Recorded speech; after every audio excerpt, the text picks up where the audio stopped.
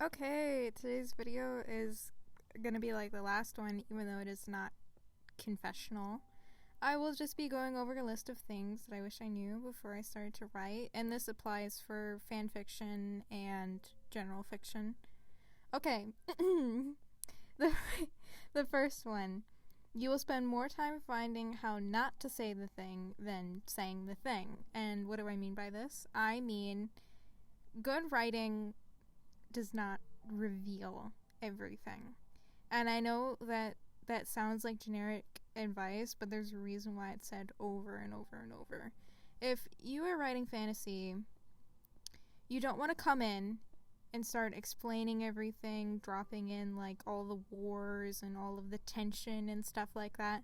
Because when they also say show don't tell, they mean to like show it. And that doesn't even mean like dropping the reader in on a fight scene. It can mean the littlest of things to show tension and world building. And this could mean a lot of different things for your story, because you could be writing something more contemporary, and this would mean don't ooze out the whole thesis in one page and like have the dialogue kind of like explain things that, you know, the characters either shouldn't have knowledge of or shouldn't be explaining for the reader, because it's kind of it's kind of a dickhead move, because it's implying that you don't trust your reader, and that's the last thing that you want to do if you are building an immersive experience while writing. Okay, next one. This is for fan fiction, so get ready, fanfic writers. Especially newer ones, I think. You do not have to use y/n or brackets your name. And you might be like, okay, yeah, I'll write in first person, or I'll write like in third person.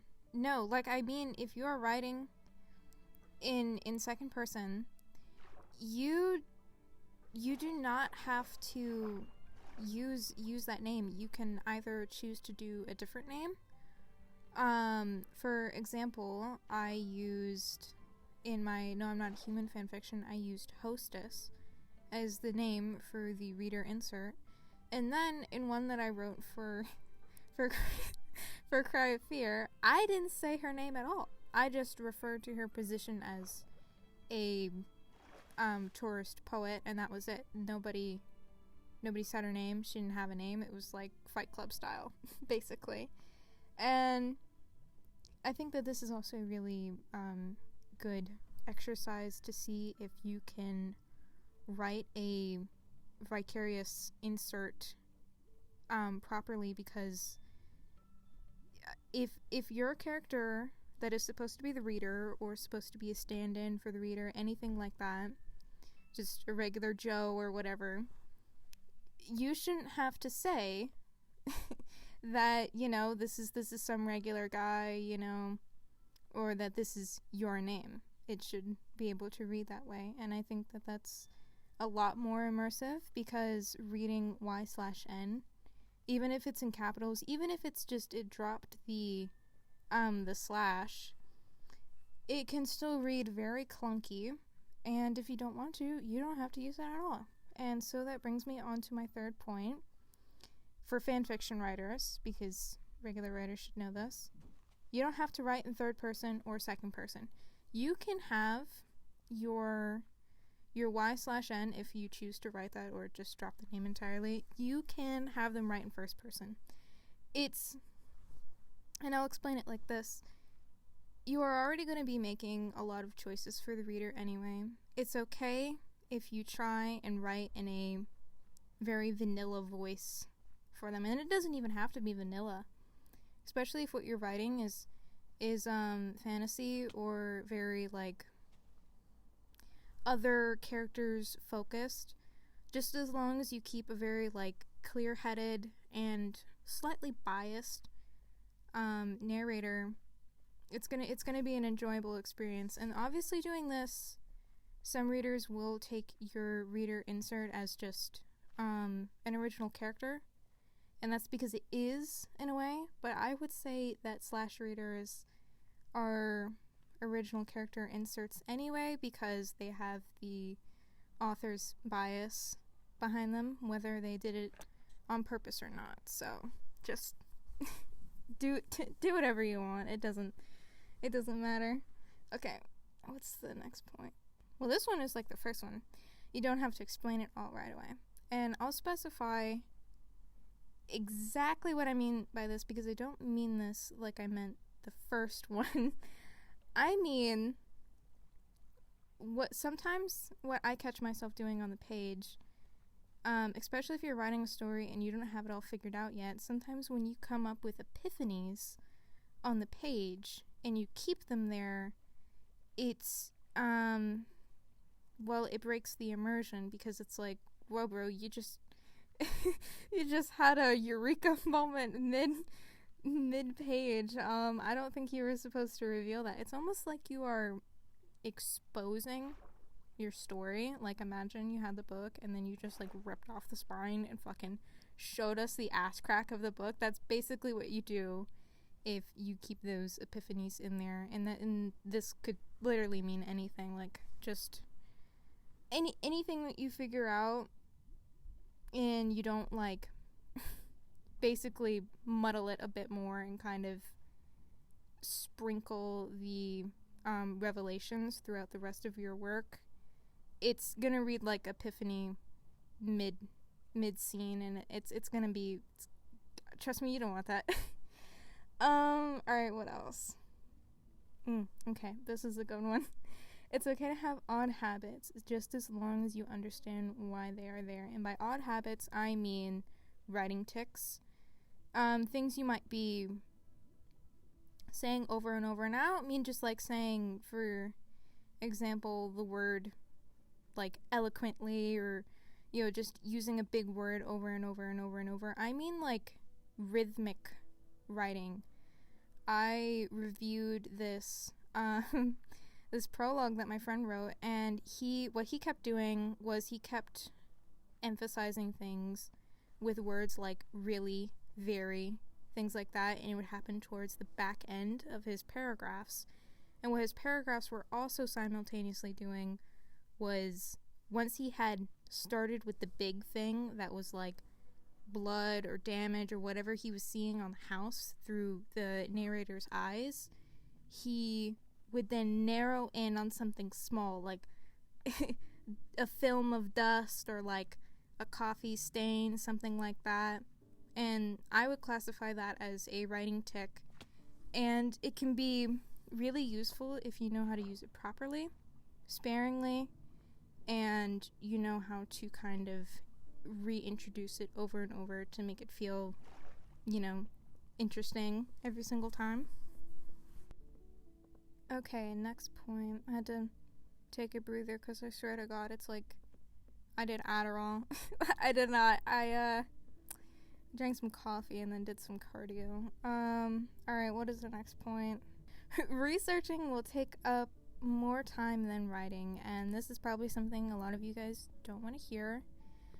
But it's important. Researching, looking up, like papers, stuff like that. Even if you're a person who decides to like consult AI models, like I know that's a hot topic. Maybe I'll make a video about that. But even if you're a person who likes to shoot the shit with AI or shoot the shit with like a professor, whatever you do and then you like kind of jot it down and metabolize it, that's going to take up more time than actual writing sessions, because that is cumulative and is basically a part of your life. And then writing is flow state. It's almost meditative. So I would just anticipate that if you are thinking about getting into writing and you start taking it seriously. So what is the next one? Oh boy.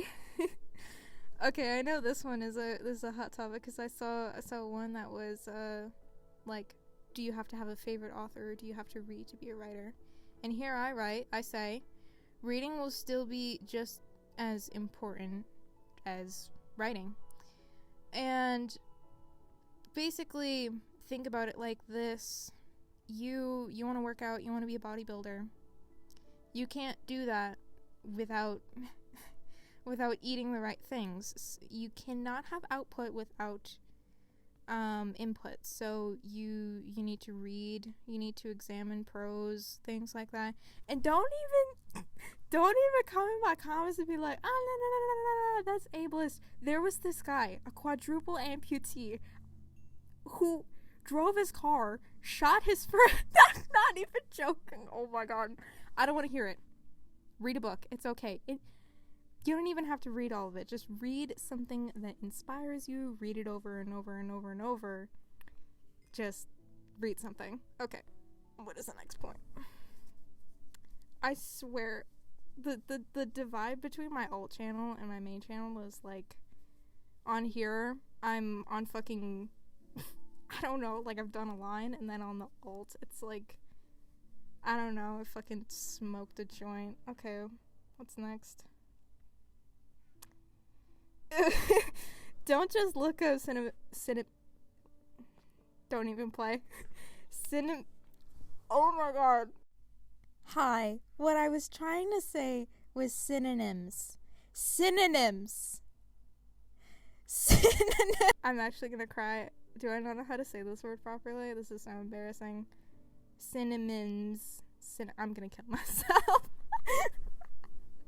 Okay, whatever. You know what I'm trying to say. I'll put it up on screen. I'm not even gonna...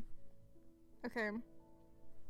And the other half of the sentence before I just had a stroke. Don't just jargon because you can. Just because you know about a subject and you know all of the intricate words. Apparently I don't know a lot of simple words. Don't just say it. You know, writing, if you can make it simple and you can make it clear, that's going to be the better option, because you're basically making it more accessible for people. And I'm not saying that you can't write deep, hard to read things, but even the most profound philosophers and, you know, scientists find a way to make their arguments cohesive and easy to understand. So yeah, don't be like fucking, because it's almost like, instead of purple prose, it's like, well, pretentious prose. Just relax, okay? Because it's also taking away time that you could be spending focusing on your story and how to convey your arguments and stuff if you're writing an essay or something. Okay. The last point that I made says, writing will take a while, not because of the sessions, but because of the revision. And by revision, I don't mean combing over, you know, your prose or your grammar. I mean thinking it over. And again, whether that means talking it over with AI or a friend or yourself in a notebook. Honestly, I would suggest doing all three. It takes it takes time, because you have to slowly break down what you mean by these things. And again, you want to keep that off page. You do not want to have epiphanies on the page and keep them there. So honestly, if you're writing and you feel like you're getting to like a building point of figuring something out, I would switch to a different document and write all of that down, because it will be more useful having the thesis of your story in the back of your head and on a separate sheet of paper than it is in your actual work. Okay, and that's it. I actually fucking blew through that so fast, probably because I'm talking a mile a minute. My god. Yeah, guys, don't feel bad if you have to slow this video down to understand what I'm saying. Link to my alt channel in the description if you want to see me chill the fuck out. Okay, bye.